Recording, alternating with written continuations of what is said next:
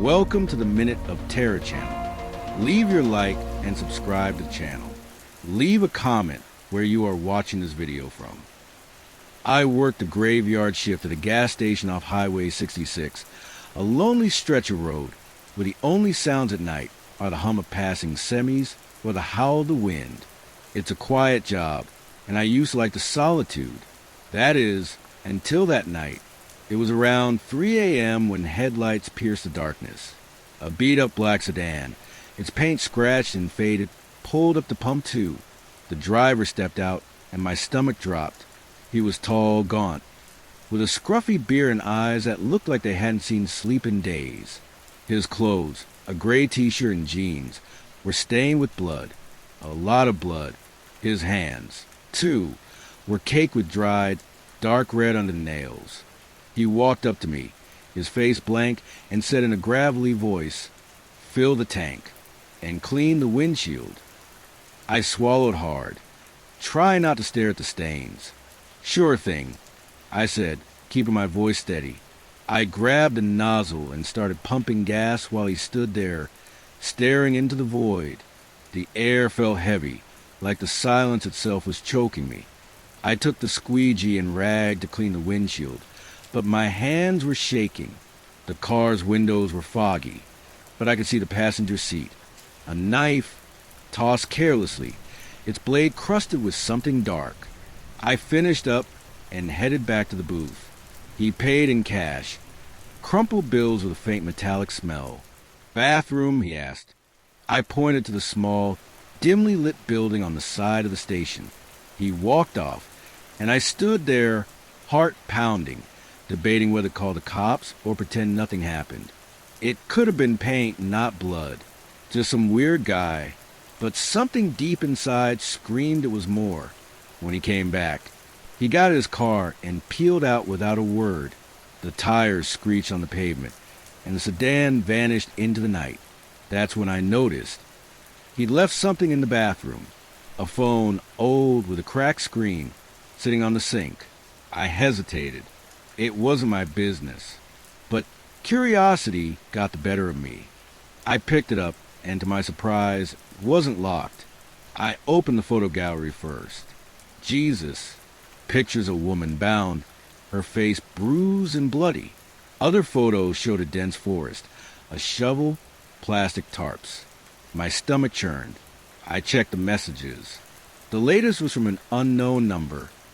Done. Coordinates: 35.1234 minus 86.5678. No loose ends. Another, older one read, "She's in the trunk. Finish it." My heart stopped. Those coordinates, they were less than 10 miles from here, in a wooded area I knew well. This guy wasn't just a suspect. He was a monster. I didn't know what to do. Call the cops? What if he came back? What if he was already gone? I locked myself in the booth, staring at the phone like it held all the answers. Then I heard an engine roar. The sedan was back. It stopped at the station's entrance, headlights off, and he got out. "Forget something?" he asked, his voice now laced with menace. He knew I had the phone. "Don't know what you're talking about." I lied, but my voice cracked. He stepped closer, his face caught in the faint glow of the station's light. "Give it back. Now." I don't know where I found the guts, but I threw the phone on the ground and stomped on it, shattering the screen. "Get out of here, man." I already called the cops. It was a bluff, but he didn't know that. He lunged fast. He shoved me against the booth's wall, and I smelled sweat and blood. "You don't know who you're messing with," he snarled. I struggled, but he was strong. I managed to land a punch to his jaw, and he staggered back. It was enough for me to bolt inside the booth and lock the door. He pounded on the glass, shouting, but then ran to his car and sped off, tires screaming. I stood there, gasping, heart racing. I grabbed the station's phone and dialed 911. "There's a guy. I think he killed someone. He was here, at the gas station on Highway 66. Left a phone with photos, text coordinates. I spilled everything, my hands shaking so bad I could barely hold a receiver. The dispatcher said they were sending a unit and told me to stay put. Now, as I write this, I'm waiting. The station's empty, the silence back, but it's not the same. Every shadow feels alive. Every sound feels like footsteps. I don't know if I did the right thing. I don't know if he'll come back before the cops get here. All I know is those photos, those texts, will haunt me forever. And those coordinates, God, I hope they get there in time.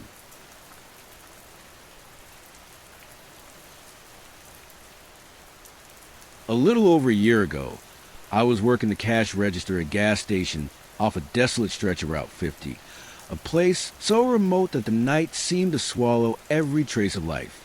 The graveyard shift was the worst. Hours of silence, just me, the hum of fluorescent lights, and the occasional rumble of a semi passing by. Back then, I thought the worst part of the job was the boredom. But 14 months ago, something changed. A car started showing up. Every night, at exactly 2:47 a.m., it appeared. A beat-up gray sedan, its headlights yellowed and paint peeling. It would park in the far corner of the lot, away from the pumps, and never get gas. The driver just sat there, staring at the store. At me. At first, I figured it was just some lost traveler, maybe waiting for someone. I tried to convince myself of that. Even as the visits became a nightly ritual. He'd park, kill the engine, and sit there, a dark silhouette against the dim glow of the streetlight. I couldn't make out his face, but I felt the weight of his stare. Working alone, with the manager not showing up until 6, I didn't have much choice but to act like I didn't notice. Still, my heart raced every time I saw those headlights cut through the dark. Sometimes I jot down the time in the register's notepad, as if writing it down gave me some control. About 13 months ago, he changed his routine. I remember it like it was yesterday. The car parked as usual, but for the first time, he got out. My stomach dropped. He was tall, lanky, with thinning hair slicked back and a worn leather jacket. His face was ordinary, but his eyes were cold, like they saw right through me. He walked into the store, the bell above the door jingling, and came up to the counter. "A pack of gum," he said, his voice so low it was almost a whisper. He slid a dollar bill across the counter and stared at me while I rang it up. "You work here every night, don't you?" he asked, a half smile creeping across his face. I muttered a quick, "Yeah," and pushed his change toward him. He didn't grab it right away, like he was savoring the moment. "Night," I said, desperate for him to leave. He chuckled softly, took the gum, and walked out. The car lingered in the lot for a few minutes before disappearing down the road. After that, he started coming inside every night. He'd buy something pointless, a stick of gum, a candy bar, a bottle of water, and always try to make small talk. "You live around here? Don't you get scared working alone?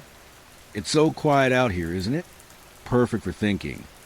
I kept my answers short, trying to stay calm, but every word felt like a weight on my chest. He never did anything outright wrong. Nothing I could point to as a clear threat. But the way he looked at me, the tone of his voice, the smile that never reached his eyes, it all screamed danger. I started counting the minutes until my shift ended, checking the door's lock obsessively. One night, just over a year ago, things took a darker turn.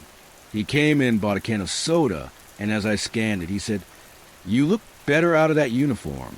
Saw you in town last Saturday." My blood ran cold. I hadn't been in town that weekend. Or had I? My mind raced, trying to piece it together. He laughed like he knew he'd rattle me. "Just kidding. Or maybe not." He grabbed the soda and left, but not before sliding a scrap of paper across the counter. It had a phone number scrawled on it. "Call me if you get bored," he said from the doorway. I didn't touch the paper. I threw it in the trash the second his car was gone. That same week, I started noticing strange things. A crunch in the lot, like footsteps on gravel, that I swore wasn't just the wind. a reflection in the store's window that didn't seem to be mine. One night, as I was locking up, I found a pack of cigarettes on the ground by the entrance. I don't smoke. Neither does the manager, and the station didn't sell cigarettes. My heart pounded. It had to be his. I wrote it down in the notepad. Cigarette pack. Not mine. 3:12 a.m. The next night, he didn't show. I breathed a sigh of relief, but it didn't last. At 3 a.m., my phone buzzed. A text from an unknown number. You didn't call. I'm disappointed. My whole body shook. How did he get my number? I'd never given it to him, never told him my name. I typed back, fingers trembling. Who is this? The reply came instantly. You know, see you tomorrow. I turned off my phone and locked the store's door, even though I knew it wouldn't help. He was watching me. It wasn't just at the station. He knew more than I could have imagined. The next day, I told the manager everything. He said I was overreacting, that weird customers are part of the job, but agreed to check the security footage. That night, I called the cops. I explained about the car, the conversations, the texts. The dispatcher was polite, but said they couldn't do much without a clear threat. Document everything. Call us if he shows up, they advised. I went back to the register, stomach in knots, knowing he'd come. He always did. That night, at 2:47, the gray sedan pulled in. My heart stopped. He parked in his usual spot, but didn't get out. He just sat there, headlights off, a shadow in the driver's seat. I grabbed my phone to call the police, but before I could dial, it buzzed. A new text. You talked to them, didn't you? You shouldn't have. My God, how did he know? I glanced at the car and saw the faint glow of the phone inside. He was watching me, maybe even listening. I ran to lock the door, but when I got to the entrance, he was already there, inches from the glass. Why so nervous? He asked, his voice muffled but clear enough to make me step back. I just want to talk. He tapped the glass, not hard, but the sound hit like thunder. Open the door. I won't hurt you. My vision blurred with panic. I yelled that I was calling the cops, and he laughed. They won't get here in time. He stood there, staring, for what felt like hours but was only minutes. Then he walked back to his car and drove off. I called the police right away. They came, but the car was long gone. I showed them the text, the notepad where I'd written everything, even the cigarette pack I'd kept in a plastic bag. They took it seriously, but they couldn't find the car. The station's cameras caught the license plate, but it was fake. The number texting me was a burner phone. There were no leads. He just vanished. Now, a year later, I don't work at that gas station anymore. I moved to a new town, changed my number, and avoid isolated places. But I still see that gray sedan in my nightmares. I still feel that stare. The text stopped, and I haven't seen the car since, but sometimes when I'm alone, I hear a sound like tires on gravel. And deep down, I know he could be out there somewhere waiting. At 2:47 a.m., I check the clock, and I shiver.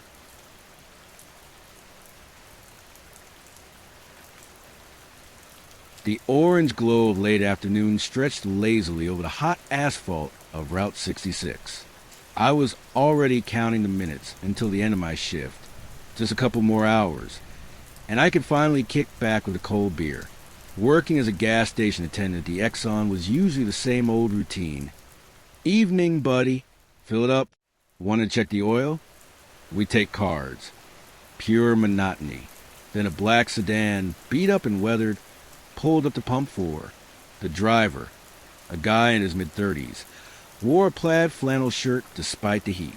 He gave a polite, almost forced smile and asked me to fill the tank. As the pump ticked off the gallons, he started chatting. Nothing unusual at first.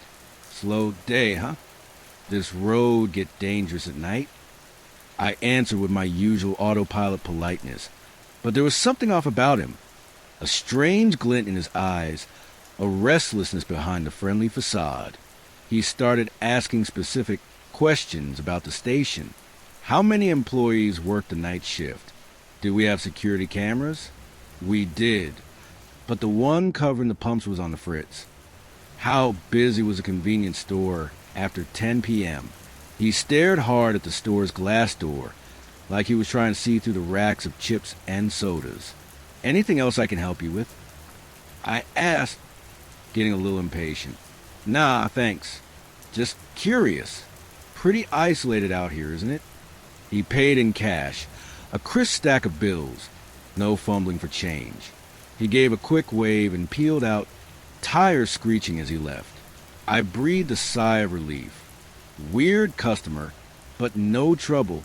I went back to control booth, checking the pump monitors. That's when I saw it. The same black sedan was coming back, pulling into the station the wrong way on the access road. And now, it wasn't just a driver. Two burly figures sat in the back seat. It hit me like a lightning bolt. The questions, the interest in the store, the sudden return with backup. They were planning something. A robbery? Maybe worse. My blood ran cold. I remember my phone, stolen last week on my way home. I was completely alone, stranded in this middle-of-nowhere station. Adrenaline kicked in. I couldn't panic. I had to think fast. They parked the car abruptly near the store. The two guys in the back jumped out, faces hard, eyes angry. One of them was gripping what looked like a crowbar. My heart pounded like a jackhammer. The control booth door had a flimsy lock. It wouldn't hold up to a good shove. I scanned the room desperately for anything useful. The red fire extinguisher on the wall. It was my only shot. As the two men approached the store's door, I forced the booth's lock shut and grabbed the extinguisher. It was heavy, but urgency gave me strength. I held my breath, waiting for the sound of the store's door being smashed open. The moment one of them stumbled inside, followed by the other, I charged. Yelling at the top of my lungs, I unleashed a thick blast of white chemical powder at their faces. The reaction was instant. They staggered back, coughing and cursing, clawing at their burning eyes. The driver hesitated, glancing from the chaos to me, the extinguisher still shaking in my hands. I seized the moment. I bolted from the booth, sprinting to the side of the station where empty oil drums were stacked. I ducked behind them, struggling to catch my breath and size up the situation. I could hear the men's shouts, their frantic attempts to clear their eyes. The driver was yelling profanities. Furious. I knew I didn't have much time. I needed to get out, get help. Where? The highway. I looked up and saw the glowing exit. Towering and visible. A desperate idea. It was risky, borderline insane. But it might be my only way out. Carefully, I crawled from my hiding spot, dashed, crouching toward the side. I started climbing, my sweaty hands gripping close to the ground. It was high, way too high, and the wind of their ship's structure looked terrifying. Top, I had a clear view of the station. Three men were gathered next to me, arguing quickly. They looked disordered, rattled by the unexpected. I shouted as loud as I could, calling for help, hoping a trucker might pass by on the highway and hear me. My voice got lost in the wind. Then I had another idea. I yanked off my belt, the heavy metal buckle in hand, and started striking the sign's frame rhythmically. The metallic clangs echoed through the silent night, a desperate plea for help. I kept pounding, my arms aching, my throat dry. After what felt like forever, I heard a distant rumble. A truck engine was approaching. The men below stopped arguing, looking up confused. The truck's roar grew louder. When the rig appeared around the bend, I banged the buckle frantically against the frame. The trucker seemed to get it. He slowed down, flashing his headlights. The would-be robbers, realizing their plan was falling apart, scrambled the sedan and tore off into the dark. I stayed up there, clinging to the sign, trembling from head to toe, adrenaline giving way to bone-deep exhaustion. I looked down at the truck parked at the station's entrance, the driver waving at me, stunned. That night, the monotonous routine of a gas station attendant turned into a fight for survival. In the end, it was my desperate climb up that glowing sign that saved me. I've never looked at a gas station the same way since.